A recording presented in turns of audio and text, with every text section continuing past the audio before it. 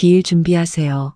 창고에서 우리 하늘이 사진들 꺼내서 거실에 놓으세요. 박사모의 차갑고 쓸쓸한 목소리에 35살 파출부 유지선은 고개를 숙이고 대답했습니다. 네, 사모님. 먼지 쌓인 액자 4개를 꺼내 닦던 유지선은 한 장의 컬러 사진 앞에서 멈칫했어요. 거실 바닥에 엎드려 그림 그리는 5살 아이, 통통 차올린 2발, 그리고 왼발, 복사뼈 아래 선명한 초승달 모양점. 유지선은 떨리는 손으로 자신의 양말을 벗었습니다. 똑같은 위치에 똑같은 모양으로 초승달점이 있었습니다. 이게 도대체 무슨 일일까요? 30년 전 실종된 재벌가 딸의 사진 속 점이 왜 가난한 파출부 여자의 발목에 똑같이 있는 걸까요? 그 전에 잠깐 이 영상이 마음에 드셨다면 구독과 좋아요 부탁드리며 지금 어디에서 시청하고 계신지 댓글로 남겨주세요. 여러분의 이야기도 듣고 싶습니다. 그럼 지금부터 시작되는 이야기 속으로 함께 들어가 볼까요? 돈 내놔, 유지선. 날카로운 고함 소리와 함께 소주병이 벽에 부딪혀 산산조각 났습니다. 유리 파편이 사방으로 튀었고 좁은 반지하 방은 순식간에 아수라장으로 변했죠. 35살 유지선은 본능적으로 5살 딸 유리를 품에 꼭 끌어안았습니다. 하지만 돌아오는 건 남편 평경선의 무자비한 발길질이었어요. 제발 그만해요. 유리가 보고 있잖아요. 아이가 놀라잖아요. 유지선의 절규에도 평경선의 주먹은 멈추지 않았습니다. 한때는 성실했던 남자였지만 도박에 손을 대면서 그는 인간이길 포기한 짐승이 되어 있었죠. 충혈된 눈, 술 냄새에 찌든 몸, 그는 유지선의 머리채를 휘어잡고 흔들었습니다. 장롱 밑에 숨겨둔 비상금 있는 거 다 알아. 그거 내놔, 당장. 유지선은 입술을 꽉 깨물었습니다. 그 돈은 절대 안 되었어요. 유리가 유치원비도 못 내서 쫓겨나고 쌀똥마저 바닥난 상황에서 아이밥이라도 먹이려고 식당 설거지를 하며 몰래 모아둔 피 같은 3만 원이었거든요. 그건 안 돼요. 유리 밥값이에요. 제발 이것만은. 이 여자가 아직도 정신 못 차렸네. 짝! 평경선의 거친 손바닥이 유지선의 뺨을 후려쳤습니다. 유지선의 고개가 휙 돌아갔고 입안이 터져 비릿한 피맛이 느껴졌죠. 품에 안겨있던 유리가 자지러지게 울음을 터뜨렸습니다. 엄마, 아빠, 우리 엄마 때리지 마. 시끄러워. 이게 같은 것이 어디서 소리를 질러. 평경선이 유리에게 손을 뻗으려는 순간 유지선의 눈빛이 변했어요. 내 몸이 부서지는 건 참을 수 있어도 내 새끼 털끝 하나 건드리는 건 참을 수 없는 게 어미의 본능이었습니다. 유지선은 평경선의 팔을 물어뜯을 기세로 밀치고 유리를 번쩍 안아들었습니다. 그리고 뒤도 돌아보지 않고 현관문을 박차고 나갔죠. 어딜 도망가. 거기 안 서. 평경선의 고함 소리가 등 뒤에서 들려왔지만 유지선은 들리지 않는 사람처럼 뛰었습니다. 밖은 비가 억수같이 쏟아지고 있었어요. 하늘에 구멍이라도 뚫린 듯 퍼붓는 폭우. 유지선은 신발을 신을 겨를조차 없었습니다. 맨발이었죠. 차가운 시멘트 바닥의 냉기가 발바닥을 타고 올라왔고 깨진 유리 조각인지 돌인지 모를 것들이 발을 찔러댔지만 아픔조차 느껴지지 않았습니다. 오직 하나 살아야 한다. 내 새끼 살려야 한다. 그 생각뿐이었어요. 얼마나 뛰었을까요? 평경선의 고함 소리가 더 이상 들리지 않는 골목 어귀에 다다라서야 유지선은 쓰러지듯 주저앉았습니다. 가로등 불빛조차 희미한 쓰레기 더미 옆이었죠. 비는 억수같이 쏟아져 유지선의 낡은 티셔츠를 적시고 유리의 얇은 내복까지 적셨습니다. 유지선은 자신의 옷을 끌어올려 아이의 머리를 감쌌어요. 엄마, 추워, 배고파. 유리가 파랗게 질린 입술로 오도독 떨며 말했습니다. 그 모습을 보는 유지선의 가슴은 갈기갈기 찢어지는 것 같았어요. 고아원에서 자라 가족의 정이 뭔지도 모르고 살다가 남편 하나 믿고 가정을 꾸렸는데 그 결과가 이 참혹한 지옥이라니 갈 곳이 없었습니다.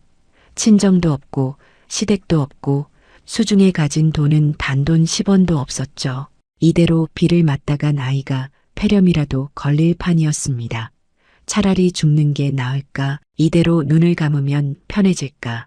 나쁜 생각이 스멀스멀 올라오던 찰나였습니다. 거대한 천둥 소리와 함께 번개가 쳤어요.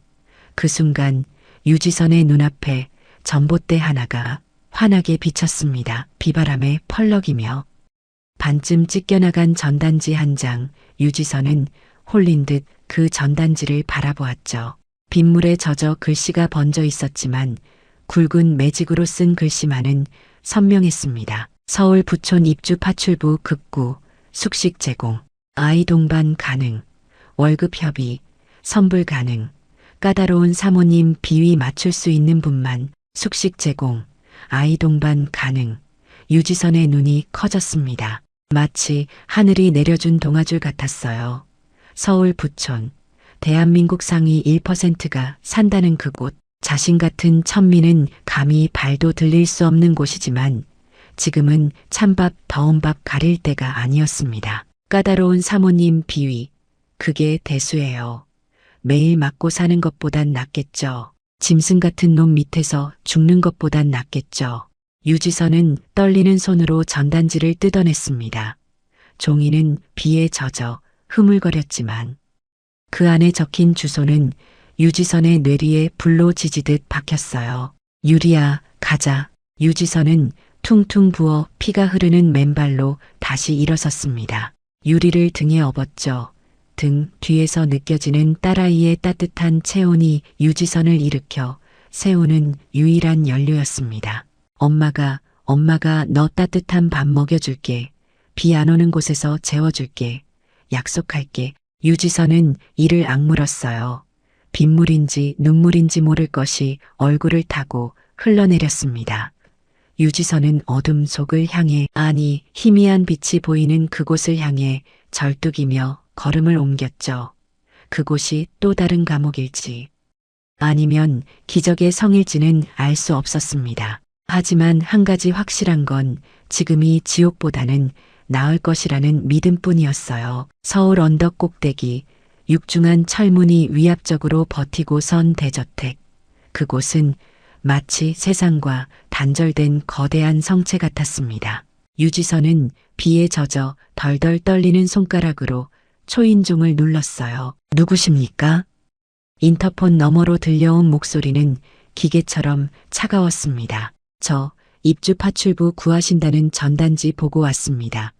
제발 문 좀 열어주세요. 아이가 비를 너무 많이 맞았어요. 잠시 침묵이 흐르더니 철커덕하는 묵직한 소리와 함께 굳게 닫혀있던 대문이 열렸습니다. 유지선은 유리를 업은 채 다리를 절뚝이며 정원으로 들어섰죠. 잘 가꿔진 정원수와 조명, 그리고 빗줄기 사이로 보이는 웅장한 2층 양옥직. 마치 딴 세상에 온 것만 같았습니다. 현관문이 열리고 빳빳하게 다림질된 양복을 입은 50대 중년 남자가 나왔어요.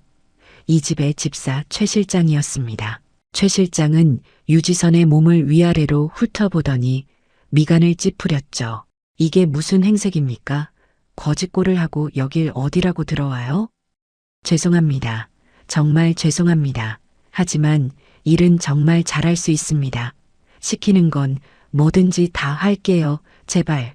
유지선이 빗물이 뚝뚝 떨어지는 몸으로 고개를 숙이자 최 실장은 더러운 것을 본 듯 뒤로 물러섰습니다. 그때였어요. 최 실장, 무슨 소란이야? 2층 계단에서 서늘한 목소리가 들려왔습니다. 유지선이 고개를 들자 화려한 실크 가운을 입은 여인이 천천히 내려오고 있었어요. 대수건설의 안주인 박사모였습니다. 창백할 정도로 흰 피부, 깊게 팬 눈두덩이, 그리고 생기라곤 찾아볼 수 없는 메마른 눈빛. 박사모는 마치 얼음 조각상처럼 차가워 보였죠. 사모님, 죄송합니다. 파출부 면접을 보러 왔다는데 아이까지 데리고 와서 제가 돌려보내려던 참이었습니다. 아이. 박사모의 시선이 유지선의 등에 엎인 유리에게 꽂혔습니다. 순간 박사모의 눈동자가 심하게 흔들렸어요. 박사모는 혐오스럽다는 듯 소리를 질렀습니다. 당장 내보내. 집에 애 울음소리 들리는 거 질색인 거 몰라. 어디 감히 혹을 달고 들어와. 박사모의 히스테릭한 고함에 유리가 놀라 자지러지게 울기 시작했습니다. 엄마 무서워. 집에 갈래. 조용히 못 시켜. 내 딸은 죽어서 울지도 못하는데 어디서 남의 새끼가 울어대. 박사모는 귀를 막으며 발작하듯 소리쳤어요. 박사모에게 아이의 울음소리는 30년 전 잃어버린 딸에 대한 죄책감을 찌르는 칼날과도 같았습니다. 유지선은 털썩 무릎을 꿇었죠. 사모님 잘못했습니다. 애가 배고파서 그래요. 며칠을 굶어서 그래요. 제발 한 번만 살려주세요. 아이 단속시키겠습니다.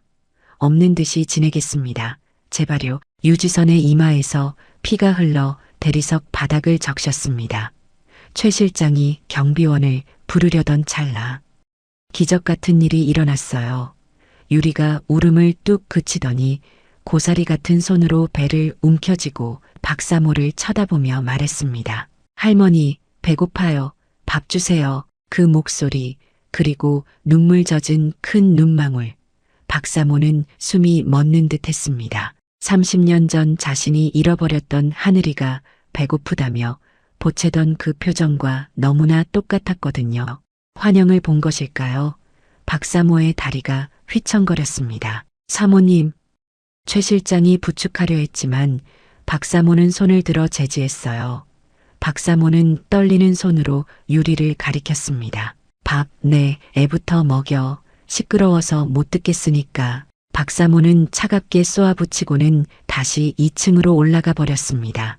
하지만 계단을 오르는 박사모의 어깨는 미세하게 떨리고 있었어요. 죽은 줄만 알았던 모성애가 낯선 아이의 눈망울 하나에 요동치기 시작한 것입니다. 운 좋은 줄 아시오. 최 실장은 혀를 차며 유지선을 하인들이 쓰는 별채 쪽방으로 안내했습니다. 곰팡 내 나는 좁은 방이었지만 유지선에게는 궁전이나 다름없었어요. 따뜻한 물이 나왔고 비를 피할 지붕이 있었습니다. 유지선은 주방 아줌마가 던져준 식은 밥덩이를 유리에게 먹이며 눈물을 삼켰죠. 유리야, 이제 살았어. 엄마가 여기서 죽을 힘을 다해서 일할게. 너 배 안 굶길게. 그날 밤 유지선은 유리를 재우고 멍든 팔뚝에 파스를 붙이며 다짐했습니다. 이 얼음 같은 성에서 저 까다로운 사모님의 비위를 맞춰가며 반드시 살아남겠다고. 창밖에는 여전히 비가 내리고 있었지만 유지선의 가슴 속에는 아주 작은 불씨 하나가 켜졌어요. 일주일이 흘렀습니다. 유지선은 새벽부터 밤늦게까지 쉴 새 없이 일했어요. 청소, 빨래, 설거지, 식사 준비, 무엇 하나 소홀히 할 수 없었습니다. 박사모의 눈은 매처럼 날카로웠고 최 실장의 감시는 끈질겼거든요. 그러던 어느 날 아침이었습니다. 유지선 씨, 박사모가 주방에 나타나 유지선에게 물었어요. 내일이 무슨 날인지 알아? 새벽부터 일어나 멸치 육수를 내고 있던 유지선은 황급히 허리를 굽혔습니다. 죄송합니다. 사모님, 제가 온 지 얼마 안 돼서. 박사모는 식탁 의자에 힘없이 주저앉았어요. 박사모의 손에는 낡은 달력 하나가 들려 있었습니다. 10월 12일, 그 날짜에 붉은색 동그라미가 쳐져 있었고 그 위에는 눈물 자국인지 물 얼룩인지 모를 것이 번져 있었죠. 내 딸, 우리 하늘이 생일이야. 그리고 그 아이를 잃어버린 날이기도 하고. 박사모의 목소리는 바짝 마른 낙엽처럼 바스락거렸습니다. 유지선은 숨을 죽였어요. 이 집안에 흐르는 냉기의 원인이 바로 이것이었구나. 짐작할 수 있었죠. 창고에서 우리 하늘이 사진들 꺼내서 거실에 놓으세요. 기일 준비 시작할 거예요. 박사모가 식탁 위에 무언가를 툭 던졌습니다. 검은색 신용카드였어요. 돈은 얼마가 들어도 상관없어. 대한민국에서 구할 수 있는 제일 비싸고 좋은 재료로만 구해와 고기는 반드시 2+1 한우 중에서도 제일 부드러운 안심으로, 조기는 영광 법성포에서 직송한 걸로, 과일은 흠집 하나 없는 백화점 최상품으로. 유지선은 침을 꿀꺽 삼켰습니다. 유리는 1,000원짜리 컵라면 하나도 아까워 국물까지 마시는데 얼굴도 모르는 죽은 딸을 위해 수백만 원을 쓰라니. 네, 알겠습니다. 사모님, 정성껏 준비하겠습니다. 유지선은 먼저 창고로 향했어요. 먼지가 수북이 쌓인 창고 한켠에 검은 보자기로 쌓인 상자가 놓여 있었습니다. 유지선은 조심스럽게 보자기를 풀었죠. 그 안에는 액자 4개가 들어 있었습니다. 중앙에는 흑백 영정사진, 하얀 한복을 입고 단정히 앉은 5살 하늘이가 카메라를 향해 수줍게 웃고 있었어요. 왼쪽 액자에는 거실 바닥에 엎드려 그림 그리는 컬러 사진, 통통한 두 발이 하늘로 차올려져 있었고, 오른쪽 액자는 피아노 앞에 앉은 뒷모습, 아래쪽 작은 액자는 부모님과 함께 웃는 가족 사진. 유지선은 액자들을 하나씩 닦기 시작했습니다. 30년 동안 쌓인 먼지를 조심스럽게 털어내며 유지선은 생각했죠. 30년 동안 매년 이 사진들을 꺼내 놓으셨구나. 그런데 왼쪽 컬러 사진을 닦던 유지선의 손이 멈췄습니다. 거실 카펫 위에 배를 깔고 엎드려 크레파스로 그림을 그리는 아이 두 발을 하늘로 통통 차올리며 웃는 모습, 가리고 왼발 복사뼈 아래 초승달 모양 점이 햇살처럼 선명하게 빛나고 있었습니다. 유지선의 심장이 쿵 하고 내려앉았어요. 떨리는 손으로 사진을 더 가까이 들여다보았습니다. 분명했습니다. 초승달 모양, 왼발 복사뼈 바로 아래. 유지선은 무의식 중에 자신의 왼발을 내려다보았죠. 설마 그럴 리가. 유지선은 주변을 살피고는 양말을 벗었습니다. 그리고 자신의 왼발목을 사진과 나란히 놓고 비교했어요. 똑같았습니다.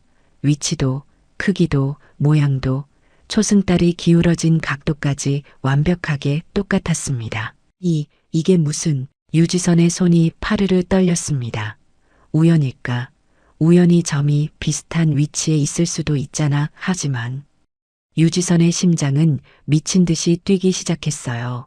고아원에서 자랐던 유지선, 부모가 누군지 한 번도 알아본 적 없었던 유지선, 원장. 수녀님은 그저 대문 앞에 버려져 있었다고만 했었죠. 유지선은 황급히 양말을 다시 신고 액자들을 들고 거실로 나왔습니다. 하지만 머릿속은 온통 그 점 생각뿐이었어요. 거실 테이블 위에 사진들을 조심스럽게 배치하면서도 유지선의 시선은 자꾸만 그 컬러 사진으로 향했습니다. 그날 밤 유지선은 잠을 이룰 수 없었어요. 유리를 재우고 난 뒤 몰래 거실로 내려왔습니다. 달빛만이 희미하게 들어오는 거실, 테이블 위에 놓인 사진들이 어둠 속에서 유지선을 바라보고 있었죠. 유지선은 다시 한번 양말을 벗고 사진과 자신의 발목을 비교했습니다. 역시 똑같았습니다. 그때 2층에서 박사모의 목소리가 희미하게 들려왔어요. 하늘아, 엄마가 너무 보고 싶구나. 내 발목에 있던 그 점, 엄마가 달님이 키스한 자리라고 했었는데. 유지선은 소스라치게 놀라 몸을 숨겼습니다. 박사모가 사진 앞에서 혼자 중얼거리며 우는 소리였어요. 달님이 키스한 자리.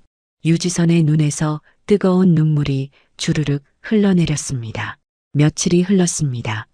유지선은 그 사진을 볼 때마다 가슴이 두근거렸어요. 하지만 감히 입 밖에 낼 수 없었습니다. 점 하나 비슷하다고, 제가 사모님 딸이라고 말할 수는 없는 노릇이었죠. 게다가 증거라고는 낡은 점 하나뿐.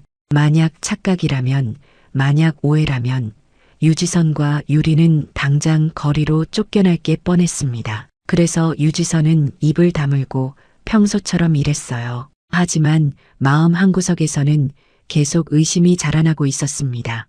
혹시, 정말 혹시 10월 10일 기일 하루 전날이었습니다. 유지선은 주방에서 제사 음식 준비에 한창이었어요. 갈비찜을 재우고 전을 부치고 나물을 무쳤습니다. 이상한 일이었죠. 평소엔 요리책을 봐야 겨우 맛을 내던 잡채였는데 오늘은 손이 저절로 움직였습니다. 간장을 조금 더 설탕보다는 올리고당을 넣어서 윤기를 내고 마치 누군가 손을 조종하는 것처럼 유지선은 망설임 없이 양념을 배합했어요. 그것은 어릴 적 고아원에서 익힌 솜씨가 아니었습니다. 그날 저녁 유지선은 유리를 재우고 쪽방으로 돌아왔습니다. 그리고 장롱 깊숙한 곳 곰팡이 냄새가 나는 낡은 보따리를 꺼냈어요. 도박 중독자 남편 평경선이 집안의 모든 것을 팔아먹을 때도 유지선이 목숨 걸고 지켜낸 단 하나의 보따리였습니다. 겹겹이 쌓인 신문지 사이에서 낡고 누렇게 바랜 작은 옷 한 벌이 나왔어요. 유지선은 옷을 펼쳤습니다. 하얀 명주천에 수놓은 작은 나비 문양, 원장. 수녀님이 이게 너를 찾을 유일한 단서라며 쥐어주었던 바로 그 옷이었죠. 유지선은 옷을 꼭 끌어안았습니다. 만약 내가 정말 그때였어요. 쪽방 문이 조용히 열렸습니다. 유지선은 소스라치게 놀라 옷을 등 뒤로 숨겼죠. 문틈으로 누군가의 그림자가 길게 드리워졌습니다. 누구세요? 어둠 속에서 나타난 사람은 이 집의 집사 최 실장이었습니다. 최 실장의 눈이 뱀처럼 번들거렸어요. 최 실장은 유지선이 등 뒤로 무언가를 급히 숨기는 것을 놓치지 않았습니다. 이 밤중에 앉아서 뭐합니까? 뭘 그렇게 숨겨요? 훔친 거라도 있나?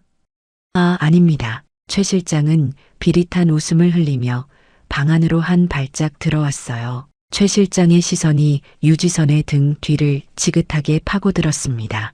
거짓말이 많이 늘었군. 낮에 일하는 모습 보니 수상한 구석이 있더라고요. 내 눈은 못 속입니다. 이 집에서 수상한 짓 하다가 걸리면 그땐 내 손에 당할 줄 아세요. 최 실장은 경고를 남기고 사라졌지만 유지선은 온몸에 소름이 돋았습니다. 최 실장은 알고 있었어요. 유지선이 무언가 결정적인 비밀을 쥐고 있다는 것을 본능적으로 감지한 맹수 같았습니다. 유지선은 옷을 다시 신문지에 꽁꽁 싸서 장롱 밑바닥 틈새로 깊숙이 밀어 넣었어요. 들키면 안 돼. 이게 내 옷이라는 걸 들키면 안 돼. 다음 날 새벽 유지선이 주방에서 아침 준비를 하고 있을 때였습니다. 최 실장이 유지선을 불렀어요. 유지선 씨, 잠깐 이리 와보세요. 유지선이 거실로 나가자 최 실장이 심각한 표정으로 서 있었습니다. 사모님 방 청소 좀 해야 할 것 같은데 제가 사모님 산책 나가시라고 할 테니 그때 빨리 다녀오세요. 유지선은 고개를 끄덕이고 청소 도구를 챙겼어요. 박사모가 산책을 나간 사이 유지선은 2층 안방으로 올라갔습니다. 넓고 화려한 방이었지만 어딘가 쓸쓸한 기운이 감돌았죠. 유지선은 침대 시트를 갈고 먼지를 털며 청소를 시작했습니다. 그런데 드레스룸 서랍장을 정리하던 중 유지선의 손이 멈췄어요. 서랍 안에 수천만 원짜리 명품 가방들과 보석함이 질비하게 놓여 있었습니다. 유지선은 그저 먼지만 털고 서랍을 닫으려 했어요. 하지만 그 순간 뒤에서 날카로운 목소리가 들렸습니다. 뭐 하는 겁니까? 박사모였습니다. 산책 나갔다던 박사모가 벌써 돌아온 거예요. 박사모는 유지선이 보석함 앞에 서 있는 모습을 보고 얼굴이 하얗게 질렸습니다. 당신 지금 내 물건 뒤지고 있었어요? 아닙니다. 사모님 청소하라고 해서. 누가 청소하래요? 내 방은 내가 직접 하는 거라고 누가 들어오래요? 박사모가 소리를 지르며 서랍장으로 달려갔어요. 그리고 보석함을 열어 확인하더니 비명을 질렀습니다. 없어. 내 반지가 없어. 결혼 30주년 기념으로 회장님이 주신 다이아몬드 반지가 없다고. 사모님, 저는 정말 최 실장. 박사모의 고함에 최 실장이 달려왔어요. 그리고 이대수 회장까지 급히 올라왔습니다. 무슨 일이요? 60대 초반의 이대수 회장은 70을 바라보는 나이에도 꼿꼿한 허리와 매서운 눈매를 가진 사람이었습니다. 대한민국 경제를 좌지우지하는 사람이었지만 오늘만큼은 당황한 기색이 역력했어요. 여보, 제 반지가 없어졌어요. 분명 여기 있었는데. 최 실장이 나섰습니다. 회장님, 제가 유지선 시더러 사모님 방 청소 좀 하라고 했는데 제가 잠깐 자리 비운 사이 이런 일이. 유지선은 억울함에 눈물이 쏟아질 것 같았어요. 저는 정말 안 했습니다. 맹세코 손댄 적 없습니다. 그럼 반지가 날아갔단 말이오? 최 실장이 차갑게 말했습니다. 일단 유지선 씨 방부터 확인해 봐야겠습니다. 뭐? 유지선의 얼굴이 하얗게 질렸습니다. 최 실장과 경비원들이 유지선의 쪽방으로 향했어요. 유지선도 황급히 따라갔습니다. 최 실장은 거침없이 유지선의 짐을 뒤지기 시작했죠. 옷가지들을 바닥에 내팽개치고 이불을 들쳤습니다. 그러다 낡은 가방을 집어들었어요. 최 실장이 가방을 뒤집어 털자 쨍그랑 영롱한 빛을 내뿜는 다이아몬드 반지가 바닥에 굴러떨어졌습니다. 이게 뭡니까? 최 실장이 승리의 미소를 지으며 반지를 집어들었어요. 유지선은 그 자리에서 얼어붙었습니다. 저건 저는 정말 모르는 일이에요. 증거가 이렇게 명백한데 발뺌을 하시나요? 최 실장의 목소리에는 냉소가 가득했습니다. 그 순간 유지선은 깨달았어요. 이건 함정이다. 누군가 일부러 자신의 가방에 반지를 넣은 거다. 그리고 그 누군가는 바로. 유지선은 최 실장을 똑바로 쳐다보았습니다. 최 실장의 눈빛에서 차가운 적의를 읽을 수 있었어요. 최 실장은 알고 있었습니다. 유지선이 이 집안과 연관이 있을지도 모른다는 것을. 그래서 미리 제거하려는 거였죠. 이대수 회장이 무거운 발걸음으로 쪽방에 들어섰습니다. 이게 사실이요? 회장님, 정말 아닙니다. 저는 손도 대지 않았습니다. 누군가 저를 모함하는 겁니다. 모함? 박사모가 비웃듯 말했어요. 근본 없는 사람을 집에 들였을 때부터 알아봤다니까. 최 실장, 경찰에 신고하세요. 네, 사모님. 유지선은 무릎을 꿇고 빌었습니다. 제발 한 번만 믿어주세요. 정말 제가 아닙니다. 유리라도, 제 딸만이라도 살려주세요. 그때였습니다. 쾅, 쾅, 쾅. 저택의 육중한 철대문이 부서질 듯 울리는 굉음이 들려왔어요. 인터폰이 미친 듯이 울려댔습니다. 누구야? 이 밤중에. 이대수 회장이 미간을 찌푸리며 CCTV 화면을 확인했습니다. 화면 속에는 술에 취해 비틀거리는 한 남자가 대문을 발로 차고 있었어요. 헝클어진 머리, 충혈된 눈, 그리고 손에 들린 소주병. 유지선은 화면을 보자마자 비명을 지르며 주저앉았습니다. 평경선이었습니다.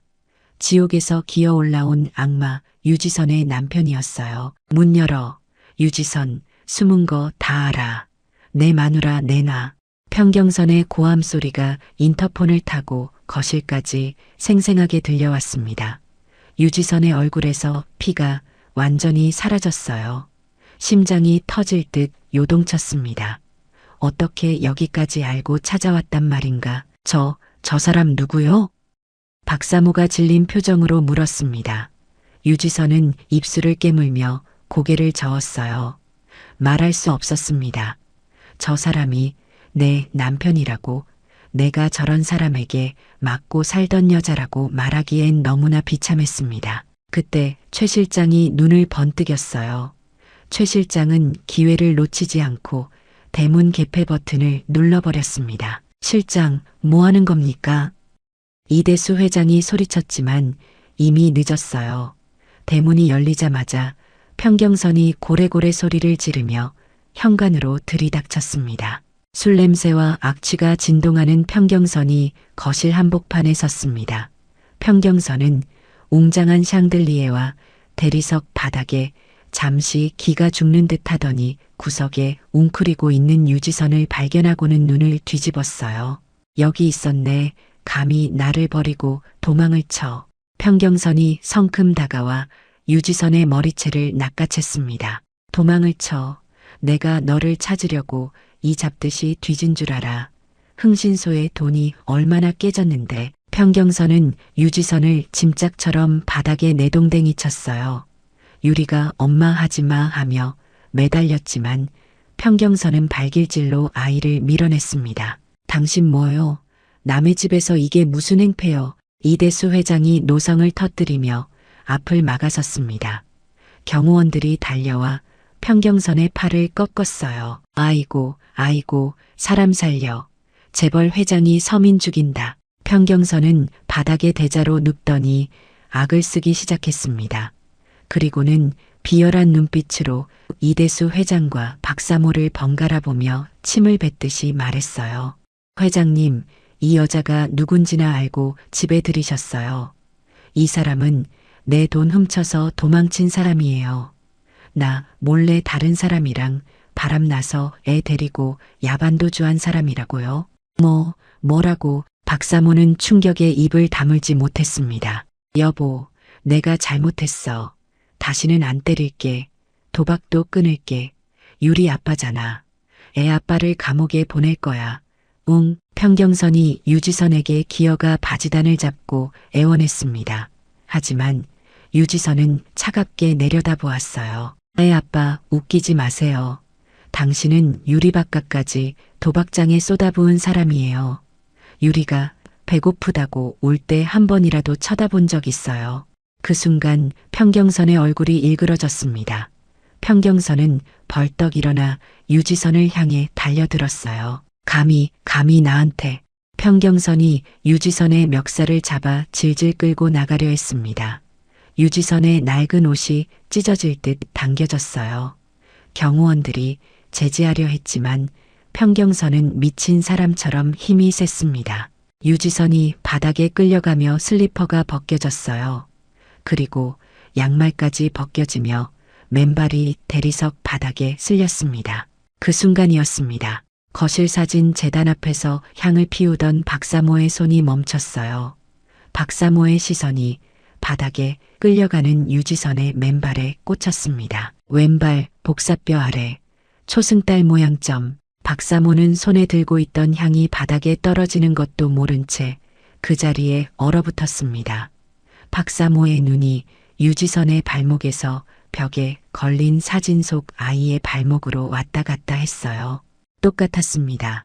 위치도, 크기도, 모양도, 초승달이 기울어진 각도까지. 저 점. 박사모의 입에서 떨리는 목소리가 흘러나왔습니다. 왼발목에 있는 저 초승달 모양. 박사모는 유지선의 발목을 가리키며 온몸을 떨었어요. 그러더니 옆에 놓인 컬러 사진 속 아이의 발목을 손가락으로 짚었습니다. 똑같아. 완전히 똑같아. 박사모의 목소리가 점점 커졌습니다. 박사모는 계단을 굴러 떨어지듯 뛰어내려왔어요. 신발도 신지 않은 맨발이었습니다. 멈춰. 당장 멈추란 말이야. 박사모의 귀를 찢을 정도의 고함 소리에 평경선과 경호원들이 멈칫했습니다. 박사모는 미친 사람처럼 평경선에게 달려들었어요. 그리고 유지선의 멱살을 잡고 있는 평경선의 손을 미친 듯이 때려 떼어냈습니다. 이 더러운 손 치워. 내 아이한테 손 떼지 마. 아니, 사모님, 왜 이러십니까? 이 여자는 제 마누라라니까요. 평경선이 황당해하며 소리쳤지만 박사모는 들리지 않는 듯 유지선을 감싸 안았습니다. 그리고 떨리는 손으로 유지선의 왼발을 조심스럽게 들어 올렸어요. 복사뼈 아래 초승달 모양점. 박사모의 손끝이 그 점을 쓰다듬었습니다. 손끝에 닿는 따뜻한 살결. 30년 전 자신이 입맞춤했던 그 자리. 달님이 키스한 자리라고 불렀던 그곳. 박사모는 입을 틀어막았어요. 박사모는 유지선의 얼굴을 두 손으로 감싸쥐고 눈물 범벅이 된 눈으로 뚫어지게 바라보았습니다. 너였니? 내가 하늘이었어. 내 새끼였어. 유지선은 영문을 몰라 멍하니 박사모를 바라보았어요. 방금 전까지 자신을 도둑이라며 매몰차게 내치던 사모님이 왜 갑자기 자신의 발목점을 만지며 우는 것일까요? 사모님, 왜 그러세요? 저 아파요. 그래, 아프지. 엄마가 미안해. 엄마가 너를 못 지켜서 30년 동안 너를 찾지 못해서. 그때 이대수 회장도 사태를 파악하고 다가왔습니다. 이대수 회장은 박사모가 어루만지는 유지선의 발목점을 보고는 그 자리에서 얼어붙었어요. 여보, 저 점 맞아요. 맞아요. 여보, 우리 하늘이에요. 이거 봐요. 저 점, 내가 달님이 키스한 자리라고 했던 그 점이란 똑같잖아요. 박사모가 피를 토하듯 외쳤습니다. 이대수 회장의 다리가 휘청거렸어요. 이대수 회장은 바닥에 주저앉아 멍들고 찢어진 옷을 입고 벌벌 떨고 있는 유지선을 바라보았습니다. 자신의 딸을 자신의 집 파출부로 부리며 구박하고 도둑 누명까지 씌워 쫓아내려 했다니 당장 유전자 검사팀 불러. 이대수 회장이 떨리는 목소리로 명령했습니다. 지금 당장 새벽 2시 대수건설 전담 의료진과 유전자 분석팀이 긴급 호출을 받고 도착했어요. 거실 한가운데 유지선은 박사모가 덮어준 밍크쇼를 두르고 소파에 앉아 있었습니다. 유지선의 곁에는 유리가 엄마의 허리를 꼭 껴안고 잠들지 못한 채 눈치를 살피고 있었죠. 의료진이 유지선의 입안을 면봉으로 문지르고 이대수 회장과 박사모의 구강세포를 채취하는 동안 유지선은 자신이 꿈을 꾸고 있는 것만 같았어요. 이 거대한 저택, 대한민국 최고의 재벌 회장님, 그리고 나를 보며 하염없이 눈물 흘리는 사모님, 정말일까요? 내가 이분들의 딸일까요? 만약 검사 결과가 아니라고 나오면 그때는 어떡하지? 유지선은 두려웠습니다. 희망을 품었다가 추락하는 것이 얼마나 아픈지 35년 인생을 통해 너무나 잘 알고 있었거든요. 검사 결과는 급행으로 진행됩니다. 4시간 후면 나옵니다. 의료진이 샘플을 들고 떠나자 다시 침묵이 찾아왔어요. 박사모는 유지선의 손을 잡았습니다. 박사모의 손은 얼음장처럼 차가웠지만 유지선을 잡은 악령만큼은 절대 놓지 않겠다는 듯 강했어요. 검사위 필요 없어. 난 알아. 내가 내 딸, 하늘이라는 걸. 엄마는 알아. 박사모가 유지선의 멍든 손등을 어루만지며 속삭였습니다. 시간은 잔인할 만큼 더디게 흘렀어요. 똑딱, 똑딱. 벽시계 소리가 거실을 채웠습니다. 구석에서는 최 실장이 바들바들 떨고 있었습니다. 만약 친자임이 밝혀지면 반지를 넣어 누명을 씌운 자신의 죄가 드러나는 건 시간 문제였거든요. 제발, 제발 아니라고 나와라. 그냥 닮은 사람이라고 나와라. 어느덧 창밖이 밝아오기 시작했습니다. 아침 7시 저택의 초인종이 울렸어요. 딩동. 모두의 시선이 현관으로 쏠렸습니다. 이대수 회장이 벌떡 일어났어요. 병원에서 보낸 퀵서비스 기사가 서류 봉투 하나를 건네고 사라졌습니다. 노란색 대봉투, 그 안에 유지선의 운명, 아니 이 자리에 있는 모든 사람의 운명이 들어 있었어요. 이대수 회장은 떨리는 손으로 봉투를 받아들었습니다. 손이 너무 심하게 떨려 봉투를 뜯지 못할 정도였어요. 여보, 당신이 봐요. 난 무서워서 못 보겠어. 박사모가 유지선을 껴안으며 고개를 돌렸습니다. 이대수 회장은 마른 침을 삼키고 봉투 입구를 찢었어요. 종이 찢는 소리가 천둥 소리처럼 크게 들렸습니다. 이대수 회장은 봉투 안에서 용지 2장을 꺼냈죠. 이대수 회장의 눈동자가 서류 위를 바쁘게 훑어내려갔습니다. 복잡한 유전자 그래프와 수치들, 그리고 맨 마지막 장 하단에 적힌 굵은 글씨. 이대수 회장의 시선이 그곳에 멈췄어요. 정적, 숨막히는 정적이 1초, 2초, 3초 흘렀습니다. 갑자기 이대수 회장의 어깨가 들썩이기 시작했어요. 종이를 쥔 손이 구겨질 듯 힘이 들어갔습니다. 이대수 회장의 입에서 짐승이 울부짖는 듯한 신음이 터져 나왔어요. 여보, 왜 그래요? 네, 아니에요. 아닌 거예요. 박사모가 비틀거리며 일어나 남편에게 다가갔습니다. 유지선도 숨을 멈추고 이대수 회장을 바라보았어요. 이대수 회장은 대답 대신 종이를 들어 아내와 유지선에게 보여주었습니다. 눈물로 얼룩진 시야 속으로 선명한 글자가 들어왔어요. 친자 관계가 성립합니다. 일치율 99.999%. 아, 박사모는 외마디 비명을 지르며 그 자리에 실신하듯 주저앉았습니다. 유지선은 멍하니 그 숫자를 바라보았어요. 99.999% 세상. 그 무엇보다 확실한 숫자, 자신이 버려진 아이가 아니라 잃어버린 아이였다는 증명. 자신에게도 부모가, 그것도 나를 애타게 찾던 부모가 있다는 사실. 하늘아, 이대수 회장이 와락 유지선을 끌어안았습니다. 평생을 냉정하고 냉철하게 살아온 이대수 회장이 체면이고 뭐고 다 내팽개치고 어린아이처럼 엉엉 울었어요. 내 새끼, 내 딸 하늘아, 아빠가 죄인이다. 바로 코앞에 두고 내 집 부엌에서 일하게 하고 도둑 누명까지 씌우고 내가 눈이 멀었어. 내가 사람이 아니야. 이대수 회장의 뜨거운 눈물이 유지선의 목덜미를 적셨습니다. 박사모도 기어와 유지선의 다리를 부여잡고 통곡했어요. 미안하다. 엄마가 미안해. 따뜻한 밥 한 끼 못해 먹이고 남의 집 식모살이 시키고 저런 사람한테 맞으면서 살게 하고 엄마가 잘못했어. 의장, 부모님의 통곡 소리가 저택을 가득 채웠습니다. 유지선은 그제야 참았던 숨을 토해냈어요. 아빠, 엄마, 35년 만에 처음 불러보는 단어였습니다. 입안에서 맴돌던 그 말이 밖으로 나오는 순간 유지선의 눈에서도 댐이 터진 듯 눈물이 쏟아졌어요. 저 버린 거 아니죠? 저 미워서 버린 거 아니죠? 아니야, 절대 아니야. 우리가 너를 얼마나 찾았는데 30년을 하루도 빠짐없이 너를 찾았어. 너를 버린 게 아니라 우리가 너를 잃어버려서 못난 부모라서 미안해. 세 사람은 서로를 부둥켜 안고 하나가 되었습니다. 피는 물보다 진하다는 말, 그 진부한 말이 기적이 되어 눈앞에 펼쳐졌어요.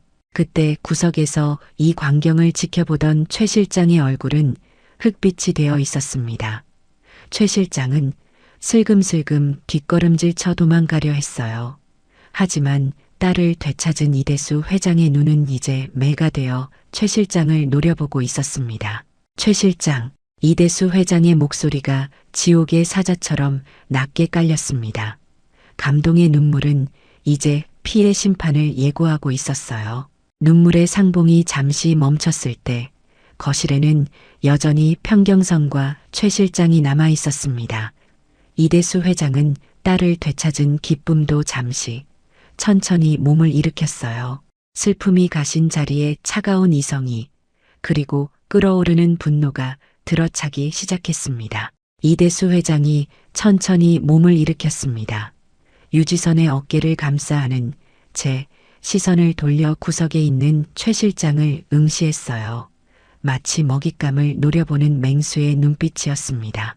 여보, 하늘아, 유리 데리고 방에 들어가 있어라. 아빠가 이제 청소를 좀 해야겠구나. 내 집안에 기생하던 더러운 벌레들을 치워야지. 이대수 회장의 목소리는 낮았지만 저택 전체를 울릴 만큼 묵직했어요. 이대수 회장은 주머니에서 휴대폰을 꺼내 어디론가 전화를 걸었습니다. 김 변호사인가? 지금 당장 법무팀 전원 소집해. 그리고 검찰총장한테 내 이름으로 연락 좀 넣게. 잡아넣어야 할 사람들이 아주 많다고. 통화를 마친 이대수 회장이 최 실장에게 다가갔어요. 최 실장은 사시나무 떨듯 떨며 뒷걸음질 쳤습니다. 회장님, 저기 오해가 짝. 이대수 회장의 손바닥이 최 실장의 뺨을 쳤습니다. 억소리도 내지 못하고 최 실장이 바닥에 나가 떨어졌어요. 오해, 내 딸 가방에 반지 쑤셔 넣은 게 오해냐. 감히 내 핏줄을 가지고 장난을 쳐. 이대수 회장의 분노가 폭발했습니다. 이제 눈물의 시간은 끝났어요. 딸과 손녀를 지옥으로 몰아넣었던 사람들을 향한 처절하고도 무자비한 응징의 시간이 다가오고 있었습니다. 저택의 지하실, 평소엔 와인 창고로 쓰이던 서늘한 공간이 오늘은 죄인들을 심판하는 법정이 되어 있었어요. 이대수 회장은 비서가 가져온 의자에 앉아 바닥에 널브러진 두 남자를 싸늘하게 내려다보았습니다. 최 실장과 평경선이었습니다. 회 회장님, 제가 잘못했습니다. 20년입니다. 제가 이 집안을 위해 개처럼 일한 세월이 20년이라고요. 한 번만 용서해 주십시오. 최 실장은 이마가 깨질 듯 바닥에 머리를 찌으며 빌었어요. 하지만 이대수 회장의 눈빛에는 자비란 없었습니다. 개처럼 일했다고 아니지. 쥐새끼처럼 갉아먹었지. 이대수 회장이 손짓하자 김 변호사가 두툼한 서류 뭉치를 최 실장 면전에 던졌습니다. 서류가 흩날리며 최 실장의 치부가 낱낱이 드러났어요. 법인 카드 유용, 식자재 납품업체 리베이트, 거기다 내 금고에서 야금야금 빼돌린 현금까지. 내가 모를 줄 알았나? 당신이 내 핏줄인 척하며 꼬리 흔들 때마다 역겨웠지만 그래도 먼 친척이라고 봐줬어. 그런데 감히 내 딸을 건드려.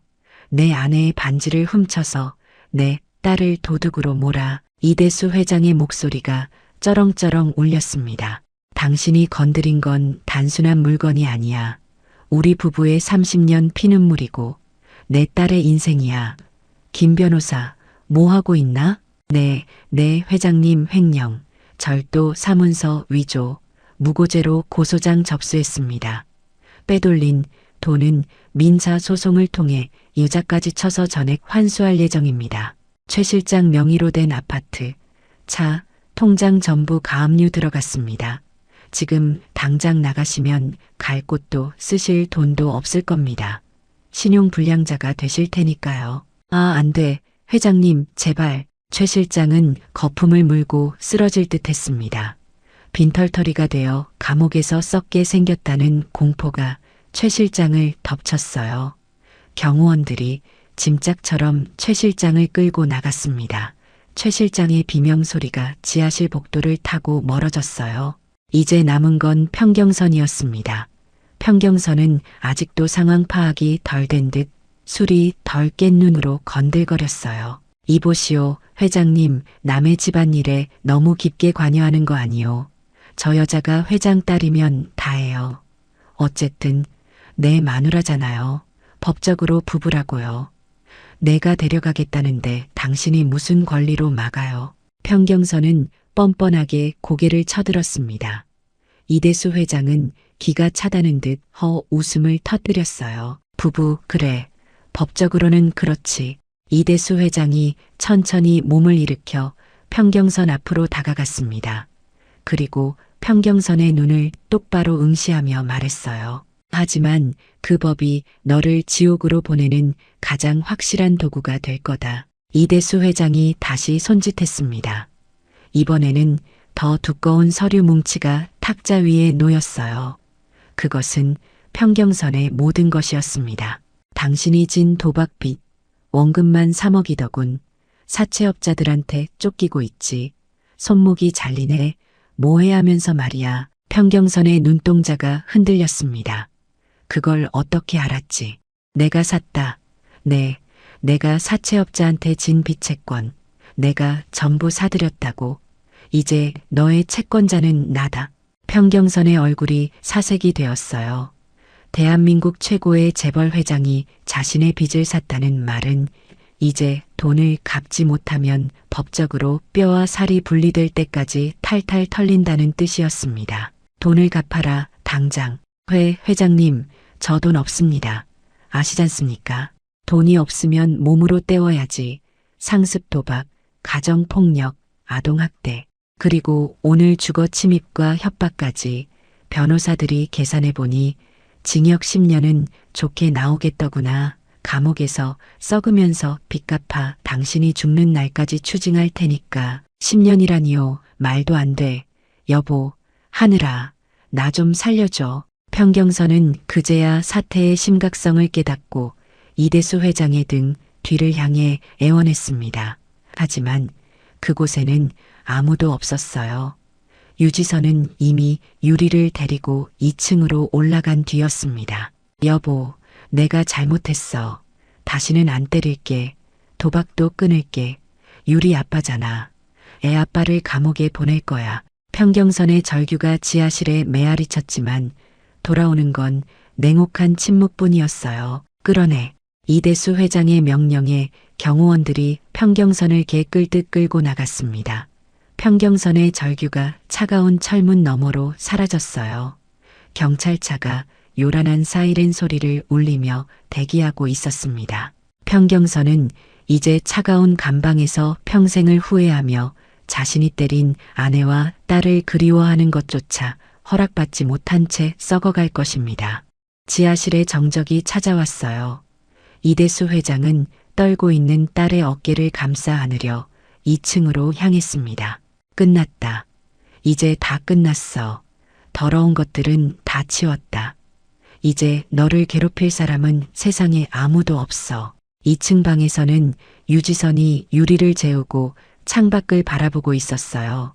박사모가 조심스럽게 문을 열고 들어왔습니다. 하늘아, 엄마. 유지선은 박사모의 품에 얼굴을 묻고 소리내어 울었습니다. 그것은 슬픔의 눈물이 아니었어요. 지옥 같았던 과거를 씻어내고 비로소 자유를 얻은 자의 해방감이 담긴 뜨거운 눈물이었습니다. 엄마, 30년 전 그날 제가 어떻게 사라진 거예요? 저를 왜 찾지 못한 거예요? 박사모는 유지선을 소파에 앉히고 떨리는 목소리로 말하기 시작했습니다. 30년 전 10월 12일, 내 5번째 생일날 아침이었어. 엄마가 부엌에서 미역국을 끓이고 있었는데 내가 엄마 다리에 매달리며 장난을 쳤지. 그때 엄마가 중심을 잃고 뜨거운 국물을 내 왼쪽 어깨에 쏟고 말았어. 유지선은 무의식 중에 자신의 왼쪽 어깨를 만졌습니다. 그곳에는 희미하게 남은 화상 자국이 있었어요. 응급처치를 하고 병원에 가려던 찰나 엄마가 잠시 화장실에 간 사이 내가 대문 밖으로 나가버렸어. 나비옷만 걸친 채 맨발로. 박사모의 목소리가 떨렸습니다. 우린 미친 듯이 너를 찾았어. 경찰에 신고하고 방송에 나가고 전국을 뒤졌지. 그런데 한 달 후 경찰이 유괴범을 잡았어. 그 사람은 아이들을 유괴해서 불법 입양 브로커에게 넘기던 범죄자였어. 하지만 내가 어디로 갔는지는 끝내 밝혀지지 않았어. 그 사람이 입을 다물었거든. 그럼 저는 아마도 고아원 입양 루트로 들어간 것 같아. 브로커들이 서류를 위조해서 내가 버려진 아이인 것처럼 꾸며서. 유지선의 눈에서 눈물이 주르륵 흘러내렸어요. 자신은 버려진 아이가 아니었습니다. 사랑받는 아이였어요. 단지 악한 사람들의 손에 의해 부모님과 떨어진 것뿐이었습니다. 우린 30년 동안 너를 찾았어. 하루도 빠짐없이. 내 생일마다 사진을 꺼내놓고 밥상을 차리고 내가 돌아오길 기도했어. 그런데 내가 내 집 부엌에서 일하고 있었다니. 박사모는 유지선을 꼭 끌어안았습니다. 그날 밤 이대수 회장은 법무팀과 함께 밤을 새워 일했어요. 최 실장의 횡령 증거를 정리하고 평경선의 범죄 사실을 문서화했습니다. 그리고 가장 중요한 일, 유지선의 법적 지위를 되찾는 작업이었죠. 호적 정정, 이름 변경, 재산 상속권 회복, 모든 법적 절차가 빠르게 진행되었습니다. 며칠 후 이대수 회장은 유지선을 서재로 불렀어요. 하늘아, 이건 아빠 선물이다. 이대수 회장이 건넨 서류 봉투. 유지선이 의아해하며 열어보자 대수복지재단 이사장 임명장과 등기 권리증이 들어 있었습니다. 아빠, 이건 너무 과해요. 아니다. 넌 고아원에서 자랐지. 그 아픔을 아는 내가 이제 다른 아이들을 도와줬으면 해. 내 뜻대로 해라. 아빠가 가진 돈, 이제는 사람 살리는 데 쓰고 싶다. 내가 그 재단을 맡아서 세상에 춥고 배고픈 아이들이 없게 만들어 다오. 그게 내 속죄이자 너를 되찾게 해준 하늘에 대한 보답이다. 이대수 회장의 진심 어린 말에 유지선은 고개를 끄덕였습니다. 자신처럼 부모를 잃고 헤매는 아이들, 가난 때문에 꿈을 포기하는 아이들에게 든든한 울타리가 되어주는 것. 그것이 유지선이 꿈꾸던 새로운 삶이었어요. 네, 아빠, 제가 잘해볼게요. 유지선은 아버지의 손을 꼭 잡았습니다. 이대수 회장의 거친 손과 유지선의 상처투성이 손이 포개졌어요. 그 손은 30년의 시간을 뛰어넘어 마침내 이어진 핏줄의 온기였습니다. 창밖에서는 가을 햇살이 따스하게 내리쬐고 있었습니다. 한때는 얼음성 같았던 이 집에도 마침내 따스한 봄이 찾아오고 있었어요. 악마들은 사라졌고 가족은 다시 만났습니다. 이제 남은 건 치유와 새로운 시작뿐이었습니다. 1년이 흘렀습니다. 1년 전 비바람이 몰아치던 춥고 음산했던 그날과는 달리 오늘의 서울은 눈부신 가을 햇살이 쏟아지고 있었습니다. 하늘아, 이리 와서 간 좀 봐라. 엄마가 미역국 끓였는데 어떠니? 주방에서 박사모의 들뜬 목소리가 들려왔습니다. 우울증으로 침대에만 누워있던 과거의 모습은 온데간데 없었어요. 화사한 분홍색 알치마를 두른 박사모의 얼굴에는 홍조가 피어올랐고 눈가에는 생기가 가득했습니다. 엄마, 제가 한다니까요. 앉아서 쉬세요. 유지선이, 아니, 이제는 본명을 되찾은 이하늘이 웃으며 다가갔어요. 이하늘 역시 더 이상 쭈그려 앉아 눈치를 보던 파출부가 아니었습니다. 윤기 흐르는 머릿결과 고급스러운 원피스, 무엇보다 멍 자국 하나 없이 깨끗하고 화사한 피부가 이하늘이 얼마나 사랑받고 지내는지를 말해주고 있었죠. 아니야, 내 딸 생일 미역국은 내 손으로 끓여야지. 지난 35년 동안 못해준 거 다 해주려면 엄마는 쉴 틈이 없어. 박사모는 이하늘의 입에 국물을 떠넣어주며 아이처럼 눈을 반짝였습니다. 어때, 맛있어? 네, 엄마 세상에서 제일 맛있어요. 이하늘의 눈가가 촉촉해졌습니다. 1년 전 오늘 주방 구석에서 몰래 눈물 젖은 찬밥을 삼키며 죽은 딸은 좋겠다고 부러워했던 기억이 스쳐 지나갔어요. 그때는 상상조차 못했습니다. 자신이 그토록 부러워하던 그 죽은 딸이 바로 자신이었고 1년 뒤 이렇게 엄마가 끓여준 따뜻한 미역국을 먹게 될 줄은요. 거실 중앙에는 거대한 테이블이 차려졌습니다. 하지만 그곳엔 더 이상 향 냄새도 영정사진도 곡소리도 없었어요. 대신 3단 케이크와 형형색색의 풍선, 그리고 이대수 회장이 직접 고른 장미 백송이가 그 자리를 채우고 있었습니다. 할아버지, 저 이거 불어도 돼요. 6살이 된 유리가 뾰족 모자를 쓰고 깡충깡충 뛰었습니다. 볼이 통통하게 오른 유리는 대수그룹의 귀한 손녀딸답게 티 없이 밝은 모습이었어요. 허허, 그래, 우리 강아지, 불고 싶은 대로 다 불어라. 이대수 회장은 손녀를 무릎에 앉히고 연신 싱글벙글했습니다. 이대수 회장의 곁에는 법무팀장이 서류 가방을 들고 서 있었어요. 자, 하늘아, 이건 아빠 선물이다. 이대수 회장이 건넨 서류 봉투, 이하늘이 열어보자 대수복지재단 확장 계획서와 신규 고아원 건립 승인서가 들어 있었습니다. 아빠, 이게 내가 맡은 재단이 1년 만에 전국 10개 고아원과 협력 관계를 맺었다며 100명이 넘는 아이들이 새 가족을 찾았다고 들었어. 정말 자랑스럽다. 이제 재단 규모를 2배로 늘릴 거야. 내가 하고 싶은 대로 다 해라. 이대수 회장의 진심 어린 말에 이하늘은 눈시울이 붉어졌습니다. 지난 1년간 이하늘은 재단을 통해 자신처럼 부모를 잃고 헤매는 아이들을 도왔어요. 고아원 환경 개선, 입양 가족 지원, 장학금 사업, 하나하나가 이하늘의 진심이 담긴 일이었습니다. 생일 축하합니다. 사랑하는 우리 딸 생일 축하합니다. 온 가족이 손뼉을 치며 노래를 불렀습니다. 이하늘은 촛불을 끄기 전 두 눈을 감고 소원을 빌었어요. 더 이상 빌 소원이 없었습니다. 지금 이 순간이 기적이고 꿈이었으니까요. 감사합니다. 저를 포기하지 않고 찾아주셔서, 그리고 모진 시련 속에서도 저를 지켜주셔서 감사합니다. 후, 촛불이 꺼지고 박수가 터졌습니다. 박사모가 이하늘을 와락 껴안았고 이대수 회장이 유리를 목마 태웠어요. 웃음소리가 높은 천장을 타고 저택 구석구석으로 퍼져나갔습니다. 케이크를 자르고 선물을 뜯는 동안 이하늘은 문득 1년 전을 떠올렸습니다.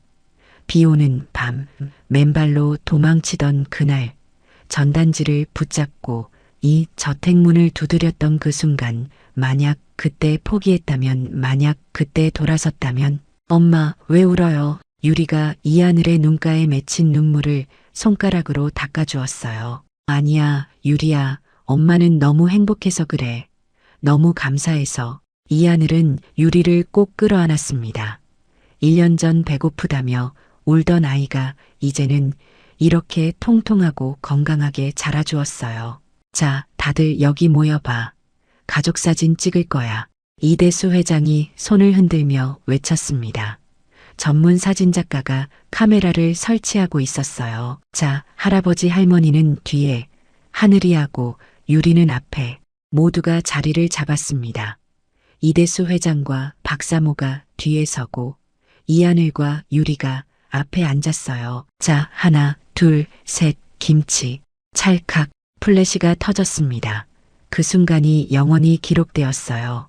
30년 만에 완성된 가족의 초상화. 엄마, 나도 맨발로 찍고 싶어요. 사진 속 어린 엄마처럼. 유리가 갑자기 양말을 벗으며 말했습니다. 이하늘은 미소 지으며 자신도 양말을 벗었어요. 그래, 우리 맨발로 찍자. 어머니와 딸이 나란히 맨발로 소파에 앉았습니다. 사진작가가 다시 카메라를 들었어요. 자, 발을 좀 보여주세요. 네, 그렇게. 찰칵 사진이 찍히는 순간 박사모가 화면을 보고는 손으로 입을 막았습니다. 여보, 저것 좀 봐요. 박사모가 떨리는 손으로 가리킨 곳. 유리의 왼발 복사뼈 아래에도 작은 초승달 모양 점이 있었어요.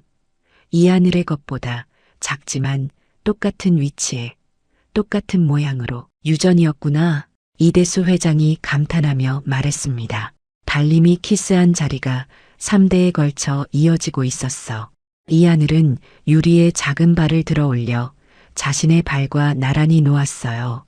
엄마와 딸의 왼발목에 나란히 새겨진 초승달점, 그것은 단순한 점이 아니었습니다. 핏줄의 증거이자 가족의 표식이었어요.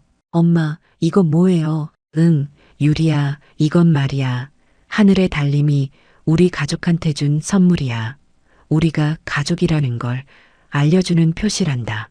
와, 신기해. 유리가 자신의 발목점을 신기한 듯 만지작거렸습니다. 할머니도 있어요. 아니야, 우리 강아지.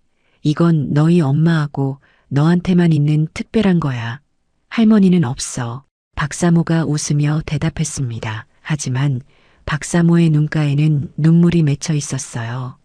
30년 전 잃어버렸던 딸의 발목에 있던 그 점이 이제는 손녀에게까지 이어져 있다니. 오후가 되자 거실에는 하객들이 모여들기 시작했습니다. 대수건설 임원들, 재단 관계자들, 그리고 이하늘이 도왔던 고아원 아이들까지. 이사장님, 저 덕분에 새 가족 만났어요. 정말 감사해요. 10살쯤 되어 보이는 소년이 이하늘에게 꽃다발을 건넸습니다. 석 달 전 이하늘의 재단을 통해 입양된 아이였어요. 아니야, 내가 잘해줘서 그래. 새 부모님하고 행복하게 잘 지내렴. 이하늘이 소년의 머리를 쓰다듬자 소년은 환하게 웃었습니다. 그 미소를 보며 이하늘은 생각했어요. 내가 이 일을 하는 이유가 바로 이거구나. 저 아이의 미소 하나가 나를 살게 하는구나. 저녁이 되자 손님들이 하나둘 돌아갔습니다. 가족만 남은 거실은 다시 고요해졌어요. 이대수 회장이 이하늘을 거실 창가로 불렀습니다. 하늘아, 저기 정원 좀 봐라. 이하늘이 창밖을 내다보자 정원 한쪽에 새로 심은 나무 한 그루가 보였어요. 그 나무 밑에는 작은 표지판이 세워져 있었습니다. 하늘이의 나무 2024년 10월 12일 35번째 생일을 기념하여. 아빠, 매년 내 생일마다 저 나무가 자라는 걸 볼 거야. 내가 우리 곁에 있다는 걸 확인하면서 말이야. 다시는 너를 잃어버리지 않을 거야. 하늘아. 이대수 회장의 목소리가 떨렸습니다. 이하늘은 아버지의 손을 꼭 잡았어요. 네, 아빠, 저도 다시는 이 집을 떠나지 않을게요. 이제 저는 도망칠 필요가 없으니까요. 밤이 깊어갔습니다. 유리는 할머니 품에서 곤히 잠들었고 이대수 회장과 박사모는 손을 맞잡고 소파에 앉아 있었어요. 이하늘은 혼자 발코니로 나왔습니다. 가을 밤하늘에는 초승달이 떠 있었어요. 이하늘은 무의식 중에 자신의 왼발목을 내려다보았습니다. 복사뼈 아래 초승달점이 달빛을 받아 은은하게 빛나고 있었어요. 이게 나를 집으로 데려온 표식이었구나. 이하늘은 중얼거렸습니다. 만약 이 점이 없었다면, 만약 박사모가 이 점을 알아보지 못했다면 이하늘은 영원히 자신의 정체를 모른 채 살았을지도 모릅니다. 고마워, 달님. 이하늘은 하늘을 향해 속삭였습니다. 그리고 다시 거실로 돌아왔어요. 하늘아, 안 자고 뭐해? 박사모가 물었습니다. 엄마, 아빠, 제가 하고 싶은 말이 있어요. 이하늘이 부모님 앞에 앉았습니다. 이대수 회장과 박사모가 딸을 바라보았어요. 1년 전 오늘 저는 죽고 싶었어요. 비 맞으며 쓰레기 더미 옆에 앉아서 차라리 죽는 게 낫겠다고 생각했어요. 하지만 유리 때문에 살았어요. 그리고 전단지를 보고 집문을 두드렸죠. 이하늘의 목소리가 떨렸습니다. 그때 만약 엄마가 저를 받아주지 않았다면, 만약 아빠가 저를 쫓아냈다면 저는 지금 이 자리에 없었을 거예요. 그래서 감사해요.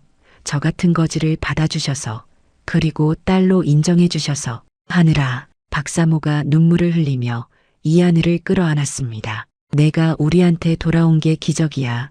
30년을 기다렸어. 30년을. 이제 다시는 너를 놓지 않을 거야. 세 사람은 다시 한번 서로를 끌어안았습니다. 거실의 벽시계가 자정을 알렸어요.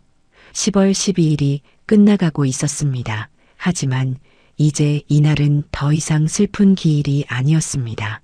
딸이 돌아온 날, 가족이 다시 만난 날, 기적이 일어난 날이었어요. 창밖 정원에는 가을 국화가 만발해 있었습니다.